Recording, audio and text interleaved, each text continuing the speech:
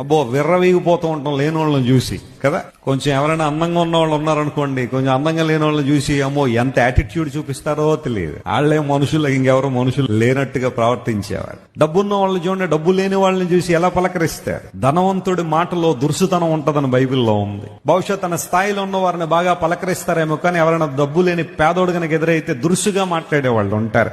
ఎందుకంటే నాకు డబ్బు ఉంది, నీకు డబ్బు లేదు అని. జ్ఞానం ఉన్న వాళ్ళు చూడండి, జ్ఞానం లేని వాళ్ళని కొన్ని సందర్భాల్లో ఏమీ చదువుకోలేని వాళ్ళని భయంకరంగా సంబోధిస్తూ ఉంటారు, లేదా వారిని అసలు పట్టించుకోరు. భేదలను తృణీకరించి వాడు సృష్టికర్తను ఏం చేస్తున్నాడట, వెక్కిరిస్తున్నాడని బైబిల్లో రాయబడింది. దేవుడు నీకు ఇచ్చాడా, సంతోషించు. ఒక కార్ నీకుందా, సంతోషించు. అంతేగాని సైకిల్ మీద వెళ్తున్నాడిని ఎరా మీ బతుకులు ఎప్పుడు ఇంతేనేట్రా, సైకిల్ మీద తిరుగుతారా అని అనద్దు ఎప్పుడు కూడా. ఒకప్పుడు నువ్వు కూడా అదే సైకిల్ మీద తిరిగిన వాడవే కదా. మంచి బట్టలు నీకున్నాయి, లేని వాళ్ళని చూసి ఎప్పుడు కూడా చీదరించుకోవద్దు. అవకాశం ఉంటే నీ బట్టలు ఒకటో రెండో జతలు వాళ్ళకి.